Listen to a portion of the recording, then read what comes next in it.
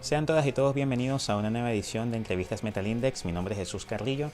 El día de hoy vamos a realizar un formato diferente, ya que tuvimos una conversación, digamos, flash con la banda de death metal progresivo alemana Ingurgitating Oblivion, donde tuvimos la posibilidad de conversar con el amigo Florian Engelke, que es el fundador de esta magnífica banda espectacular de la escena del underground alemán, con el segundo guitarra de la banda, que es Norbert Müller, y con el gran y famoso baterista de brutal death metal Lille Gruber, que, como ustedes bien recordarán, también saben, es el baterista de la banda de technical death metal alemana Defeated Sanity.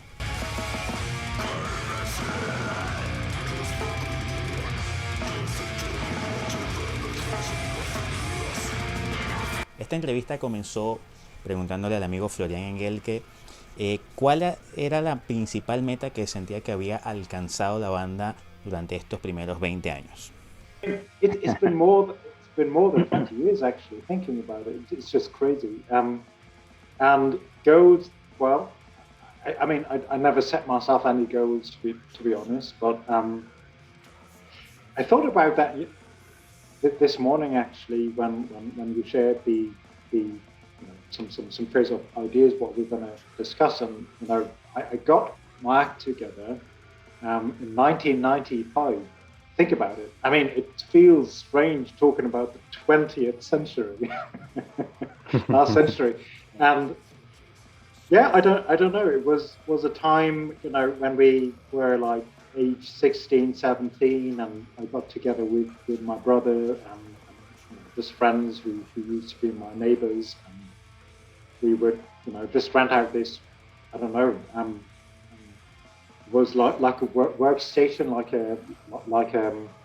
like an old house in the neighborhood, brickstone building and so forth. So we would have this rehearsal facility. It's ages ago. It's more than 20 years ago. It's really hard to remember. And we would get together.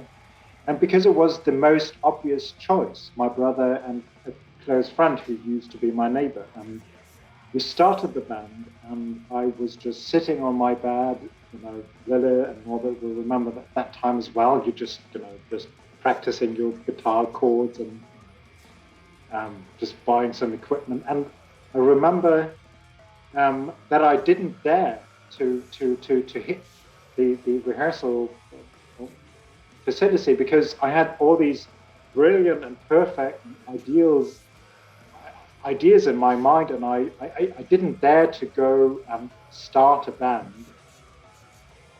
because it kind of implied the danger of making the whole thing imperfect, if you know what I mean. Because of, I don't know, but I didn't know who could be the drummer, and I didn't know whether my brother, who used to be the bassist, would be good enough, and I was just having all these ideas in my mind. And we would just at some point get together as a band, as friends, think about, discuss and have our first rehearsals and all that. And that after a while, they would leave the band and someone else would join the band. If one of my closest friends, still, Carsten, that's his name. He played in an old school 1990s death metal band called Deformed, which originally was taken from Grave. Lille and I were talking about Grave the other day. You'll never see Grave death metal, awesome band. I think Lille doesn't. Mm-hmm. Lille, you like Grave? First album, maybe. First album, yeah, right. That's always the safest answer, right? So maybe first two albums.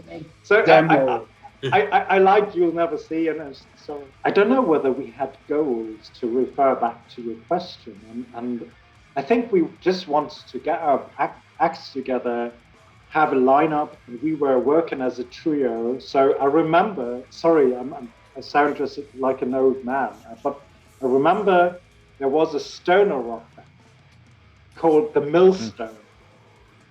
Strongly, inspired by Caius and Queens of the Stone Age back in the days, 8 years ago. And and there was a drummer, and he was the only drummer in our village. So I knew he was partying in the woods, somewhere in the forest. So I went there and said, Heinz, that was his name. And I said, Heinz, you're going to be our new drummer. And he said, no, Florian, no. And so he was part of the band, and we played together, on the first album, Fragmente aus dem Fließen, which was the first one. And talking about goals, I think we just wanted to function as a band, to have a good time, and to write our first record and to record our first record, which was the case in 1998 in Oldenburg, which is a city close to Bremen, Hamburg, northwestern Germany. And I think that was a goal. Then, I don't know, turn of the century, 2001, 2002, I changed the name. It was not a Freezing Orchids anymore, but it was Ingurgitating Oblivion anymore. And I wanted to get more technical, more progressive, more crazy. I think I reached that goal. And honestly, to really cut through the chase, Vision Wallows and Symphonies of Light was a turning point for me as an album, because I really, really got into trouble with the band members back in the days, because they were just too blinkered and too traditional, and I found it difficult, and they found me difficult for sure as well.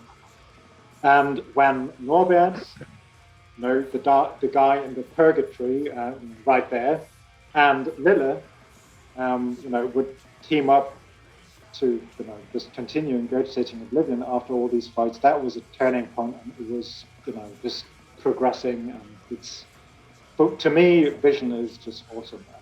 That's one of the highest goals technically, artistically I could ever have wished for, so I'm very thankful.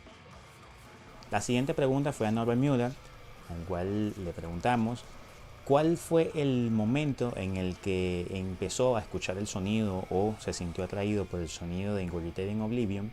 Y si siente que tocar la guitarra en esta banda es un reto para cualquier guitarrista. The way of the composition, it's not what you see a lot in death metal, and it sounded so twisted, so crazy, and at the same time dark with melodies, and I loved it. I just loved it. I thought that could be a good thing for me, and Florian's composition style influenced me to a certain point, and changed my way of writing riffs forever, I think. Yes, I think it's very challenging. Just to remembering all the rhythm changes is a challenge, and you have to play really, really tight, not to sound stupid with this music. Al amigo Lille Gruber le preguntamos, a diferencia de Defeated Sanity, ¿qué sentía él que le ofrecía diferente en su manera de tocar Ingurgitating Oblivion? Interesting question. The thing is, with Defeated, we already claimed to be quite progressive, quite open-minded,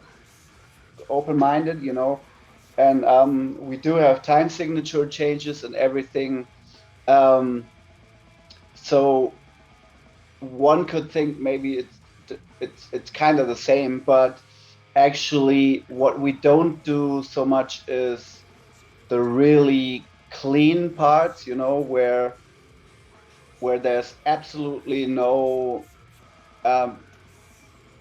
the situation doesn't ask for metal drumming at all. So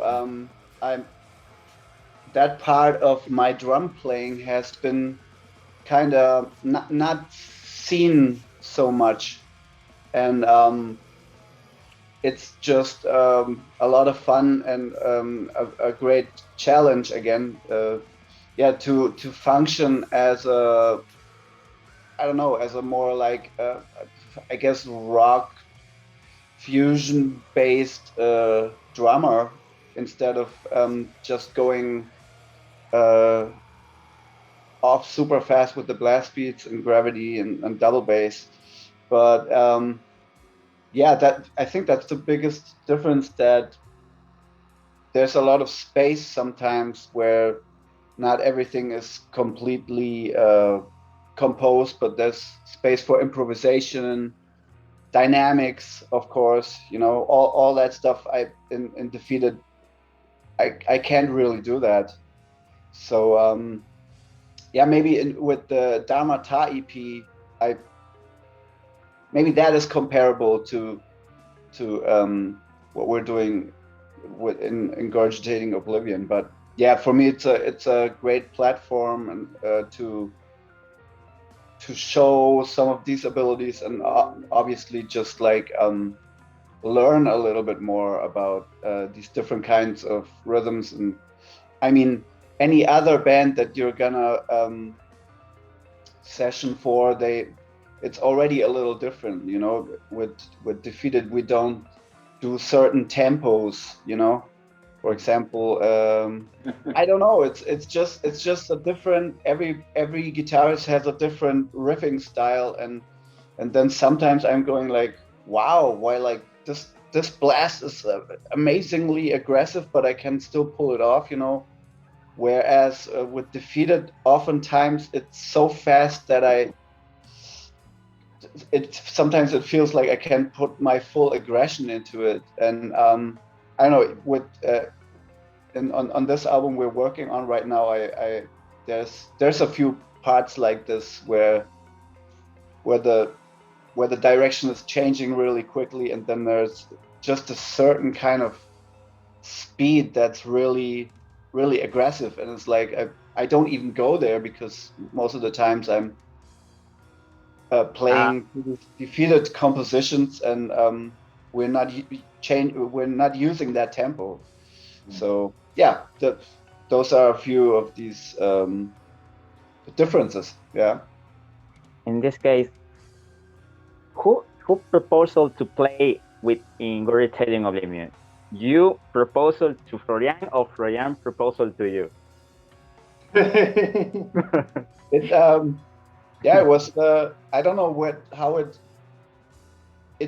First, I was there was this idea for Visions, right, to work with the drummer before me, and we wanted to do it like he's playing the blast parts, and I do the more mellow, the improvised parts, the jazzy, fusiony, funky bits and stuff.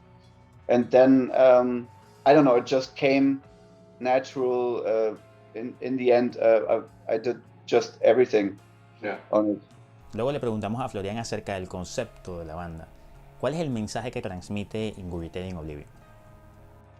I think I don't have like a specific message. Okay. That's not the case. Well, and it certainly is not is it a message? I don't know. In the first place, you know, there is a notion it needs to be self-sufficient, self-fulfilling, and beautiful. And aesthetics is a strict discipline. When I met Lille and Norbert, I realized these are people I want to spend my time with. These are people I like, and, well, for lack of a better word, I love. They're friends of mine. And I just want to, you know, hang out and do music with them. That's the self-fulfilling thing. You know? It's just serving yourself. It feels good. That's one thing. You know, there is people you want to play music with, and others, you know, you think, it's a bit predictable and it doesn't feel that good. And with these guys, you know, it feels good.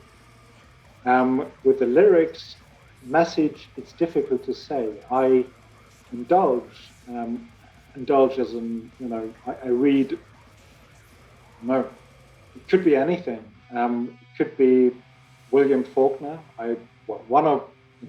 Usually what I do is I just like reading and I like thinking, you know. And as Jordan Peterson would put it, to think means to risk to offend people. When Nietzsche talks about nothingness, it basically means that we, you, and everybody is nothing. So we are not relevant at all. We are not relevant at all. And religion basically is conceited self-centeredness and egotism. And I don't like that. And nothingness is exactly the opposite. And when Nietzsche said, God is tot, God is dead, it basically means you better take responsibility and don't push away the responsibility to anybody else in order to sort of claim redemption and kind of illumination or whatever. And that's something, so like illumination, humility, nothingness, love, and we are nothing, really. That's just basic principles, and I like writing about them. And when I talk about Ulysses and James Joyce, train of thought, first of all, lyrically, I'm just totally associating away, and I don't care, as long as it sounds beautiful. And musically, same thing. I don't care, as long as it is spot on, technically all right, sounds good, and fucking tight. And that was the problem I had with my former bandmates. It needs to be tight. I'm fine. Whether or not it makes sense musically, I don't care. As long as it sounds awesome, I'm fine. That's my message. También muy importante saber cuáles son las marcas de guitarra que les gusta utilizar y el tipo de equipos que necesitan para precisamente realizar su propio sonido. I love Maybach guitars. That is a guitar brand from Germany, producing in the Czech Republic and France, and they recreating old Fenders and old Telecasters on a very, very high level, and you will hear them in the crunchy and clean parts on the album, on the new album. I love Ibanez, and I think I'm a Jackson guy when it comes to heavy guitars. But I'm also the guy, whatever works.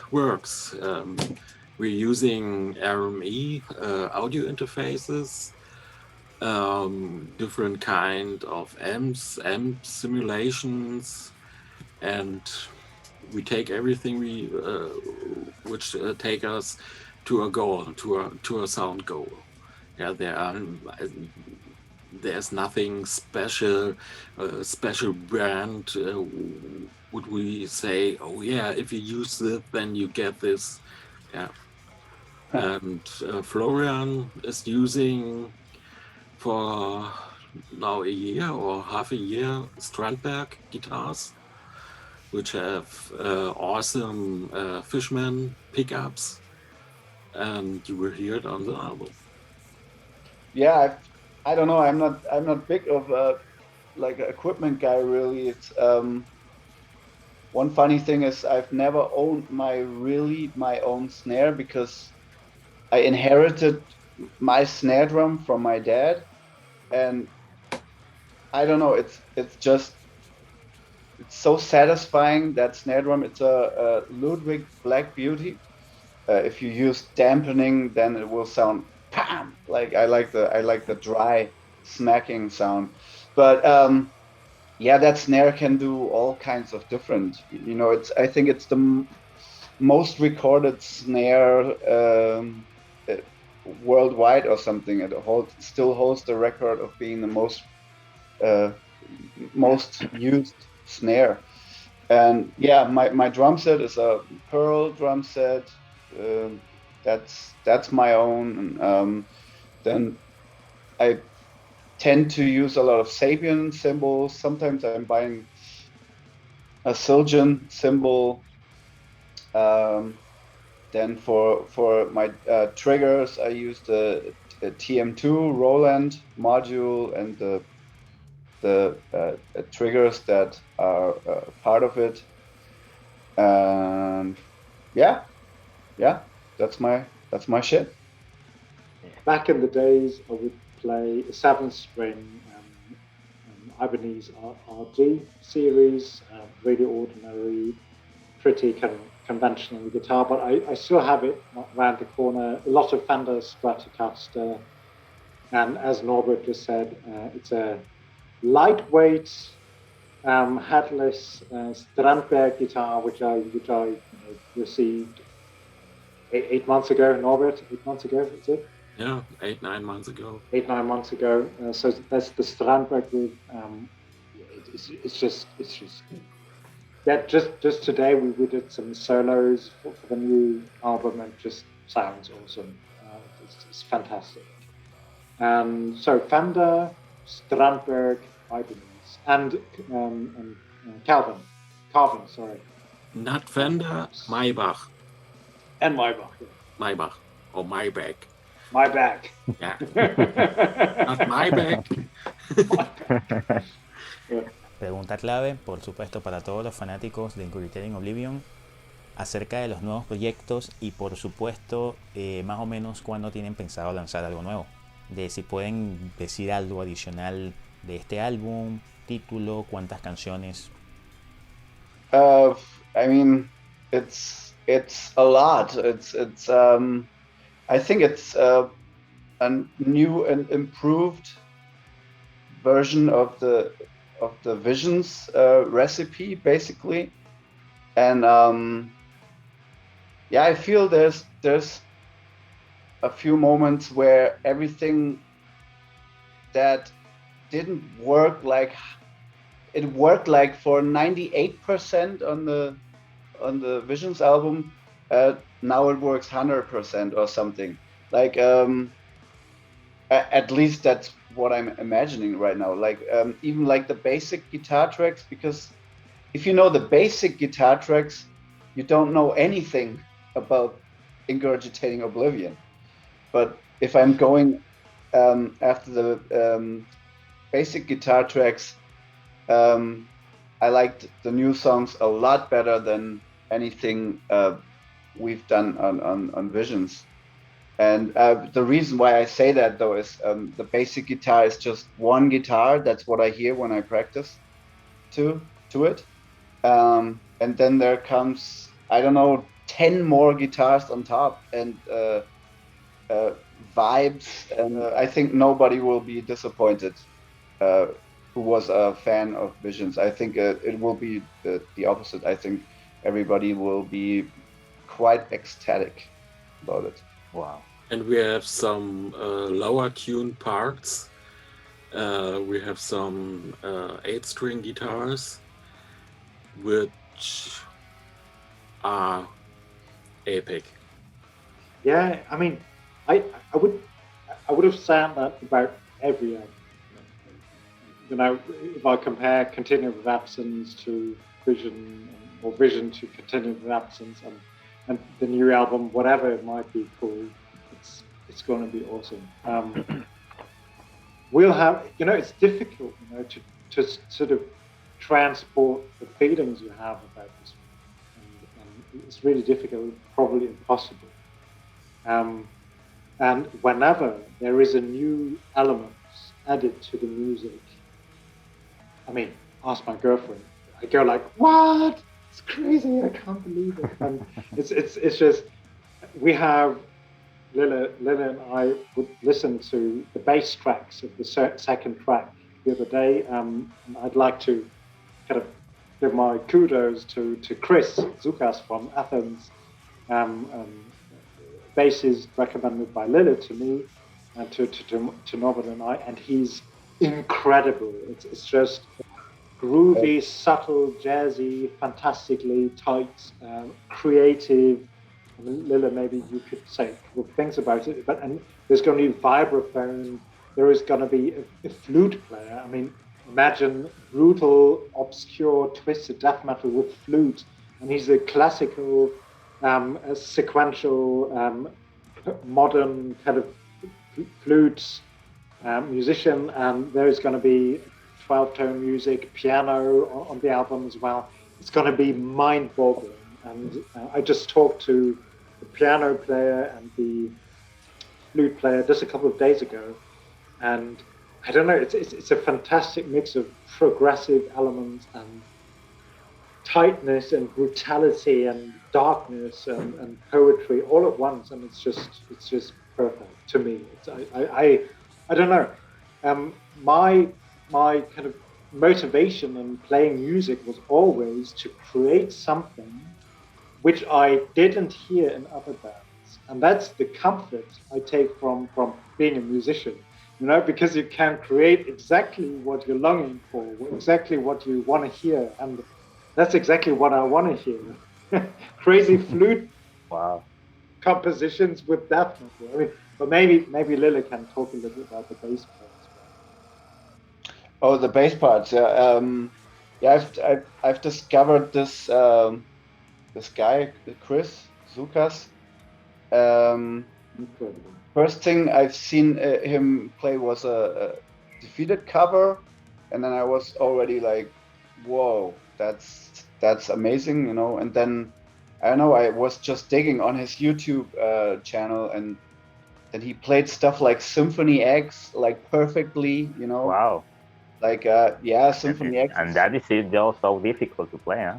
Yeah, Very difficult, very and very cool. I'm actually a fan. I don't know, and then it gets crazier. Like then he's playing like Watchtower stuff, and that's maybe in my top 5 metal bands, basically Watchtower. I don't know, man. And then you find Jaco Pastorius things. Y ya para culminar, ¿cuál sería como tal un mensaje que le darían a todos ustedes los fanáticos, tanto de Metal Index como del metal en general? No, Norbert, do you want to start? Your message Vamos a todos los fanáticos del metal sudamericanos, ustedes son los fanáticos del metal más legendarios del mundo. the best message in the life. It was my original voice. I love you guys, but I've never seen you. Like I've never been to South America. It kind of sucks. I really want to go. Well, I've certainly never played South America. I'd love to. I think my main connection to South America is through Sepultura and Sarcófago from Brazil. Are they from And Brazil? anal vomit. Anal Vomit. And Bobby from Peru. Yeah, From Peru. great band, Peru. I love them, and you know, I mean, you guys are awesome. I'd love to play South America one day. Now, one day, I think we'll play Peru and have some coca leaves or whatever. Bueno, de verdad que ha sido todo un placer haber conversado con estos importantísimos músicos.